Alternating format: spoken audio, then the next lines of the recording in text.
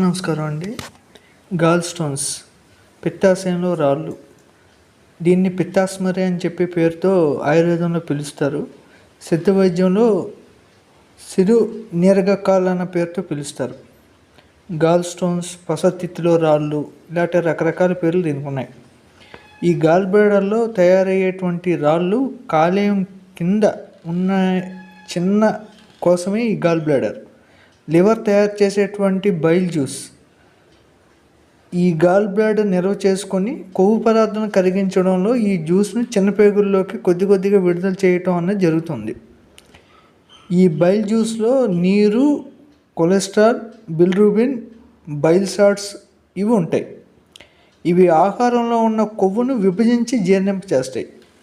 ఈ జ్యూస్ చేదుగా ఆకుపచ్చ రంగు కలిగి ఉంటుంది. ఈ గాల్ బ్లాడర్ నీలం రంగులో ఉంటుంది. ఈ గాల్ స్టోన్స్ తయారవటాన్ని కొలిలిథియాసిస్ అనేటువంటి వైద్య పరిభాషనామం ఉంది. ఈ గాల్ స్టోన్స్లో రకాలను చూసుకున్నట్లయితే మొట్టమొదటి కొలెస్ట్రాల్ గాల్ స్టోన్స్. లివర్లో కొవ్వు శాతం పెరగటం వల్ల లివర్ సామర్థ్యం తగ్గి ఇవి తయారవుతాయి. రెండోది పిగ్మెంటల్ గాల్ స్టోన్స్. రక్తానికి రంగు ఇచ్చేటువంటి పదార్థం పెరగటం వల్ల ఇవి తయారవుతాయి. Mixed gall stones. కాల్షియం లవణాలు, పిగమెంట్ పదార్థాలు, కొవ్వు పదార్థాలు వీటన్నిటి యొక్క కలయికతో ఇవి ఫామ్ అవుతాయి. గాల్ బ్లాడర్లో ఈ స్టోన్స్ కాకుండా సిస్ట్, పాలిప్స్ కూడా తయారవుతూ ఉంటాయి. దీన్నే పిత్తాశయం తిత్తి అంటారు. ఈ గాల్ బ్లాడర్లో స్టోన్స్ కాకుండా ఇవి కూడా ఏర్పడేటువంటి అవకాశాలు చాలా ఉంటాయి. ఒక్కోసారి స్కాన్లో అవి స్టోన్సా లేదా సిస్టా అన్నవి కూడా డాక్టర్లు కూడా కన్ఫ్యూజ్ అయ్యేటువంటి పరిస్థితులు ఉన్నాయి.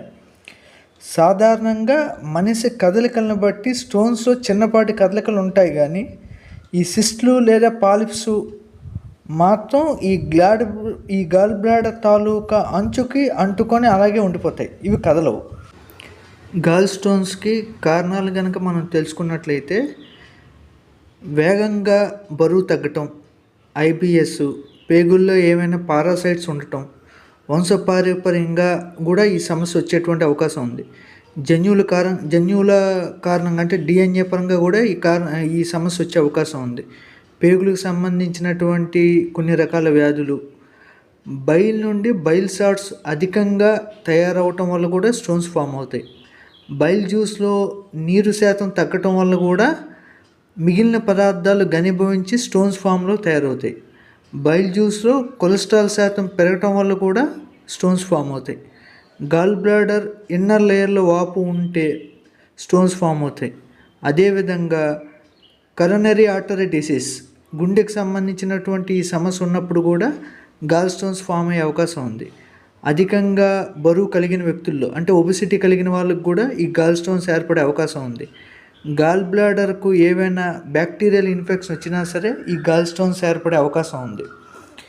దురదృష్టకరమైన సంగతి ఏంటంటే ఈస్ట్రోజన్ హార్మోన్ వల్ల పురుషులతో పోలిస్తే స్త్రీల్లో ఎక్కువ ఈ గాల్ స్టోన్స్ రోగులు ఉన్నారు. స్త్రీల విషయంలోని ఈస్ట్రోజన్ అండ్ ప్రొజెస్టెరాన్ హార్మోన్ తాలూకా మందులు వాళ్ళు ఎక్కువగా వాడడం వల్ల కూడా ఈ సమస్య వచ్చే అవకాశం ఉంది. ఎక్కువసార్లు గర్భం ధరించిన స్త్రీలకు కూడా గాల్ స్టోన్స్ ఏర్పడే అవకాశం ఉంది. కాలేయం అధికంగా బైల్ జ్యూస్ తయారు చేయటం, ఎక్కువ ఆయిల్ ఫుడ్ తినటం, ఆల్కహాల్ వంటి అలవాట్లు, అధికంగా ఉపవాసాలు చేయటం, నీరు తక్కువగా తాగటం, పీచు పదార్థాలు అంటే ఫైబర్ ఫుడ్స్ తినకపోవటం, డయాబెటీస్ కూడా ఈ గాల్ స్టోన్స్ రావడానికి వన్ ఆఫ్ ద రీజన్. రక్తహీనత అంటే ఎనీమిక్ అవటం కూడా గాల్ స్టోన్స్ తయారవుతాయి. ధూమపానం అలవాటు ఉన్నా సరే గాల్ స్టోన్స్ ఫామ్ అవుతాయి. స్త్రీలు హెచ్ఆర్టీ వాడకం అంటే హార్మోనల్ రీప్లేస్మెంట్ థెరపీ వంటి ట్రీట్మెంట్ తీసుకున్నప్పుడు కూడా గాల్ స్టోన్స్ ఏర్పడే అవకాశం ఉంది. గర్భ నిరోధక మందులు స్త్రీలు వాడటం వల్ల కూడా ఈ సమస్య వచ్చేటువంటి అవకాశం ఉంది. కొలెస్ట్రాల్ని తగ్గించే మందులు వాడడం వల్ల కూడా గాల్ స్టోన్స్ ఫామ్ అయ్యే అవకాశం ఉంది. సికిల్ సెల్ ఎనీమియా వంటి ప్రమాదకరమైన వ్యాధుల్లో కూడా ఈ గాల్ బ్లాడర్ స్టోన్స్ ఏర్పడే అవకాశం అనేది ఉంది. ఈ గాల్ బ్లాడర్ సిస్ట్లు అండ్ పాలిప్స్ తయారవడానికి కారణాలు కనుక చూసుకున్నట్లయితే, దీర్ఘకాలికంగా గాల్ బ్లాడర్లో సమస్యలు ఉన్న, లివర్కి సంబంధించిన సమస్య దీర్ఘకాలికంగా ఉన్న ఈ గాల్ బ్లాడర్లో సిస్ట్లు పాలిప్స్ ఏర్పడతాయి. బైల్ జ్యూస్ వచ్చే నాళంలో అడ్డంకులు ఏర్పడటం కూడా ఇవి ఏర్పడడానికి కారణం. ఆర్ఏఎస్ రోకిటాన్స్కీ ఆచఫ్ సైనసెస్ అంటే గాల్ బ్లాడర్ లేయర్స్లో అవరోధం ఏర్పడటం, ఇటువంటి సమస్యల్లో కూడా ఇవి ఏర్పడతాయి. పిత్తాశయంలోని అంటే గాల్ బ్లాడర్లోని కొలెస్ట్రాల్ పాలిప్స్ ఏర్పడటం, దీన్నే సుడోపాలిప్స్ అంటారు. ఇవి ఏర్పడడానికి కారణం అవుతాయి. కొలిసిస్టైటిస్ అంటే గాల్ బ్లాడర్లో వాపు రావటం, అవి కూడా ఈ సిస్ట్లు పాలిప్స్ ఏర్పడడానికి ఒక ముఖ్యమైన కారణం.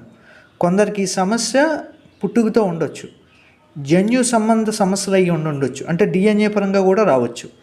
హెపటైటిస్ వంటి వైరల్ ప్రాబ్లమ్స్ వల్ల కూడా ఈ సిస్ట్లు పాలిప్స్ ఏర్పడే అవకాశం అనేది ఉంది. ఇవి ముఖ్యమైన కారణాలు. గాల్ బ్లాడర్ స్టోన్స్ యొక్క సిమ్టమ్స్ కనుక చూసుకున్నట్టయితే కొందరిలో లక్షణ రహితంగా ఉంటాయి, వీటినే సైలెంట్ స్టోన్స్ అంటారు. దీనికి ఒక్కోసారి చికిత్స అవసరం ఉండకపోవచ్చు, కానీ కొందరిలో ప్రత్యేకమైన లక్షణాలు కనిపిస్తాయి. ఉదరం పై భాగంలో తీవ్రమైన నొప్పి ఉంటుంది. కుడి డొక్కలో బ్యాక్ సైడ్ పెయిన్ వస్తుంది. ఫ్యాటీ ఫుడ్స్ తిన్న వెంటనే ఈ నొప్పి మొదలవుతుంది. ఈ నొప్పి కుడి డొక్క లోపల అలల మాదిరిగా నొప్పి వస్తుంది. కుడి భుజం కింద నొప్పి ఒక్కోసారి స్టాగ్నేట్ అవుతూ ఉంటుంది. పొట్ట ఉబ్బరింపు, వాంతులు, వికారం, అజీర్ణం, గ్యాసు, తేనుపులు, ఒక్కోసారి జ్వరము, ఒక్కోసారి ఇన్హేల్ కష్టంగా ఉంటుంది, అంటే ఊపిరి తీసుకోవటం అనేది కష్టంగా అనిపిస్తుంది. పొట్ట హెవీనెస్గా ఉండటం, కుడివైపు డొక్కల్లో 2 వేళ్ళతో నొక్కి గాలి పీలిస్తే నొప్పి గనక తెలిసిందనుకోండి 100% గాల్ స్టోన్స్ ఉన్నట్టే. ఇది సెల్ఫ్గా చేసుకోవాల్సినటువంటి పరీక్ష. మళ్ళీ చెప్తున్నాను, కుడివైపు డొక్కలో 2 వేళ్ళతో నొక్కి గాలి పీల్చాలి రోగిని పడుకోబెట్టి. అప్పుడు కనుక నొప్పి ఫీల్ అయ్యాడు అనుకోండి రోగి, అది గాల్ స్టోన్స్ ఉన్నాయని అర్థం. అదేవిధంగా ఈ గాల్ బ్లాడర్ స్టోన్స్ ఉన్న వాళ్ళకి ఒక్కోసారి వైట్ స్టూల్స్ అవుతాయి, అంటే మోషన్ వాళ్ళకి తెలుపు రంగులో అవుతుంది. కొందరిలో జాండీస్ తాలూకు సిమ్టమ్స్ కనిపిస్తాయి. పసరు తిత్తిలో వాపు ఉంటుంది. అధికంగా చలి లేదా అధికమైన చెమటలు వీళ్ళకి పడుతూ ఉంటాయి. ఈ ముఖ్యమైనటువంటి లక్షణాలు. గాల్ స్టోన్స్ పెయిన్లో కూడా రకాలు ఉన్నాయి. మొట్టమొదటి బిలియరీ కొలిక్ అంటారు, అంటే గాల్ బ్లాడరు చిన్న పేగుల యొక్క నాళంను ఈ బైల్ డక్ట్ అంటారు. ఇందులో స్టోన్స్ ఇరుక్కుపోవడం పెయిన్ వస్తే దాన్ని బిలియరీ కొలిక్ అంటారు. రెండోది కొలిసిస్టైటిస్ అంటారు, అంటే ఈ బిలియరీ కొలిక్తో పాటు గాల్ బ్లాడర్లో వాపు వచ్చి నొప్పి కలిగితే దాన్ని కొలిసిస్టైటిస్ అంటారు. మూడోది కొలాంజైటిస్, అంటే ఈ బిలియరీ కొలిక్తో పాటు గాల్ బ్లాడర్ బ్యాక్టీరియల్ ఇన్ఫెక్షన్ కనుక గురైంది అనుకోండి, అలా అవ్వటం వల్ల వచ్చినటువంటి పెయిన్ని కొలాంజైటిస్ అంటారు. ఇవి ఈ గాల్ బ్లాడర్ స్టోన్స్ యొక్క పెయిన్లో ఉన్నటువంటి రకాలు. ఈ గాల్ బ్లాడర్ సమస్యలన్నిటికి కూడా కొన్ని పరీక్షలు చేయించుకోవాల్సి ఉంటుంది డయాగ్నోసిస్ కోసం. అవేంటంటే ultrasound abdomen scan, ERCP test, cholecystogram x-ray, CT scan, liver function test, వీటిని చేయించి వీటిని గురించి మరింత విశ్లేషంగా వైద్యులు తెలుసుకుంటారు.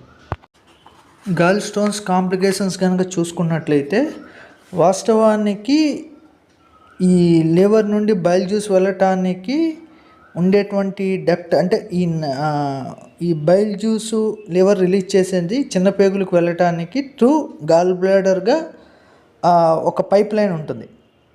ఇక్కడ ఏంటంటే మీకు ప్యాంక్రియాస్ నుండి ఇన్సులిన్ రిలీజ్ అయ్యి అది బీటా సెల్స్ రిలీజ్ చేస్తాయి కదా, ఆ రిలీజ్ చేసినటువంటి లైనింగ్ రావటానికి కూడా ఒక పైప్ లైన్ ఉంటుంది.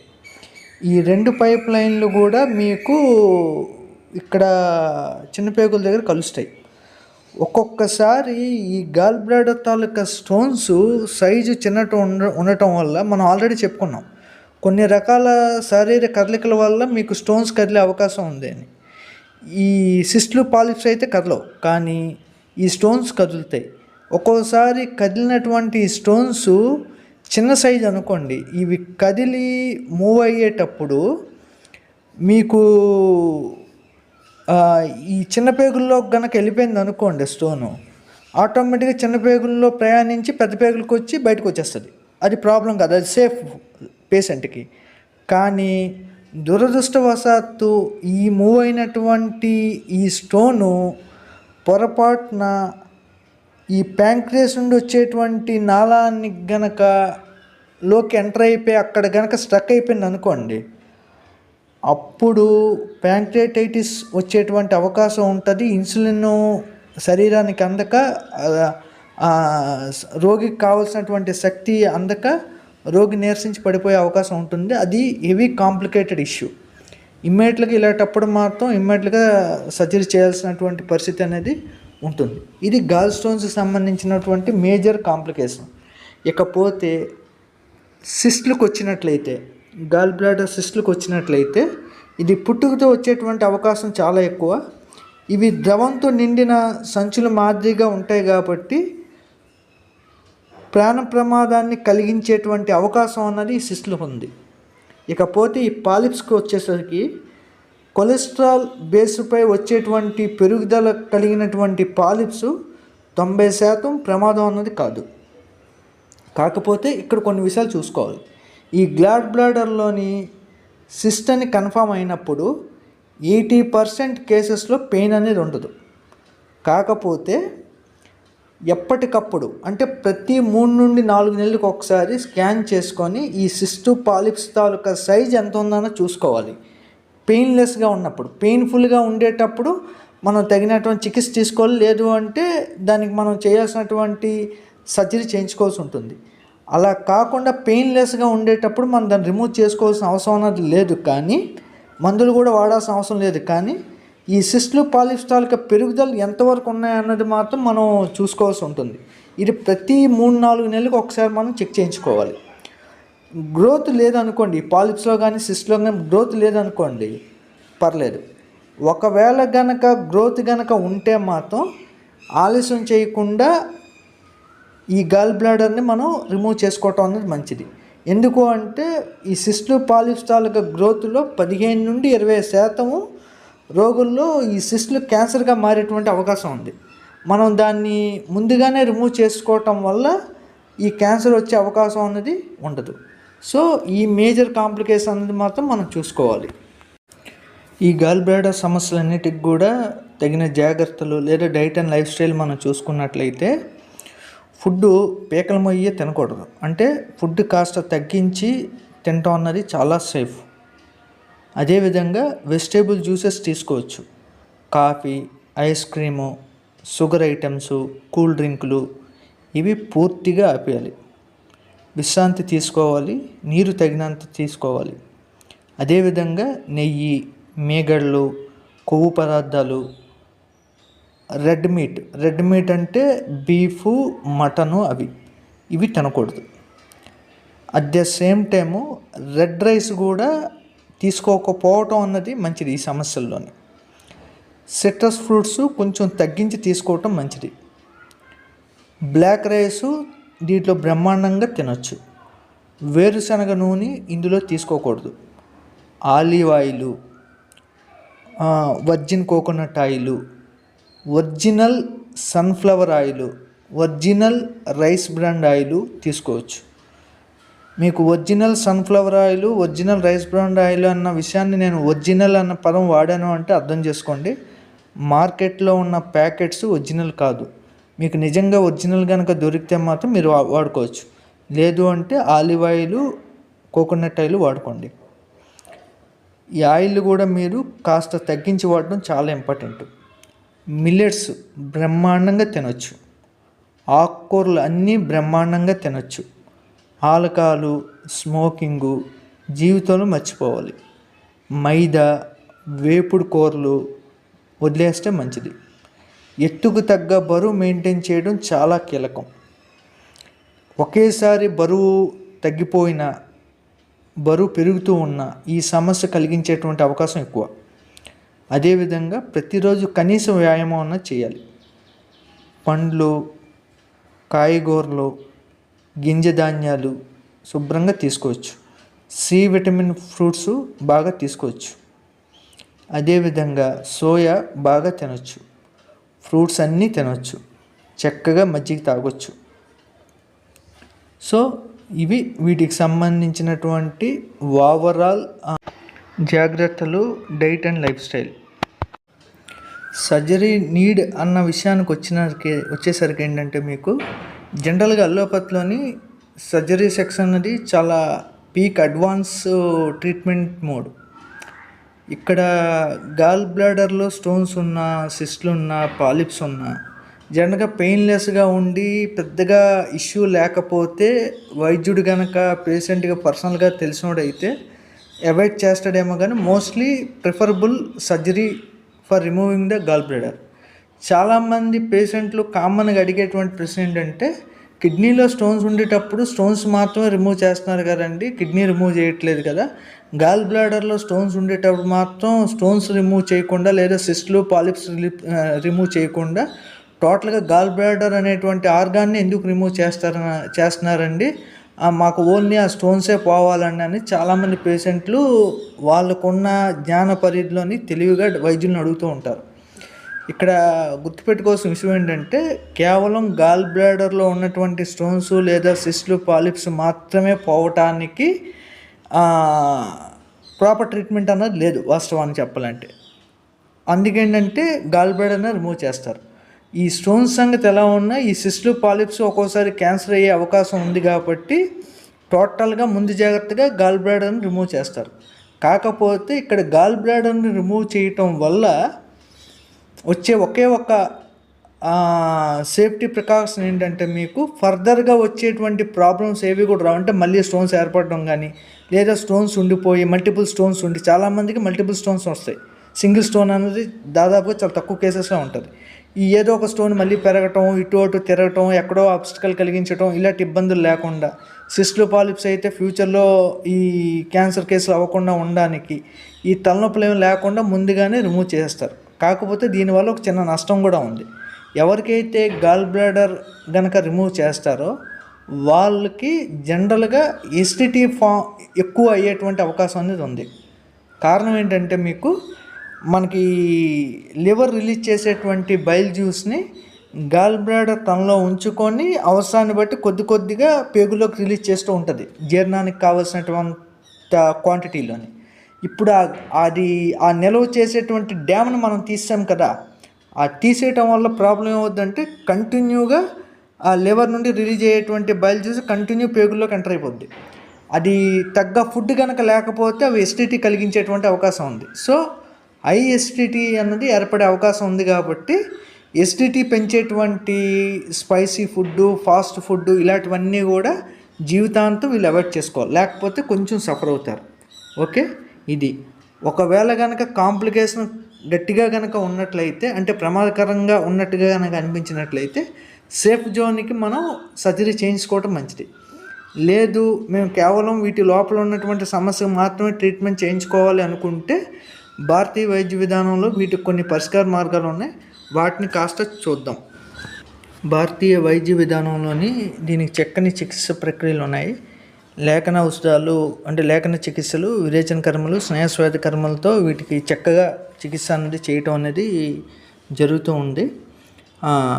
ఇక్కడ ఫస్ట్ ఆఫ్ ఆల్ గుర్తుపెట్టుకోవాల్సిన విషయం ఏంటంటే, ఒక చిన్న హోమ్ రెమెడీగా ఆముదాన్ని వేడి చేసి మీకు నొప్పి ఉండేటువంటి చోట క్లాత్ పెట్టి ఈ వేడి చేసినటువంటి ఆముదాన్ని దానిపై వేసి గాజు సీసాలో వేడి నీళ్ళు వేసి ఆ చోట కాపాలి. నెక్స్ట్ కోల్డ్ అండ్ హీట్ ఇప్పు బాతులు సైమల్టేనియస్గా చేయించాలి.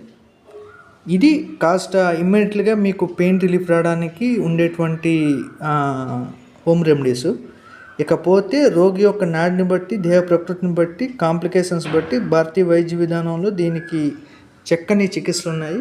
మీ దగ్గరలో ఉన్నటువంటి మా ఆయుర్వేద సిద్ధ వైద్యులు ఎవరైనా ఉంటే వాళ్ళని కనుక మీరు సంప్రదించినట్లయితే వాళ్ళు మీకు దీనికి తగినటువంటి సూచనలు, చికిత్సలు మీకు చేస్తారు.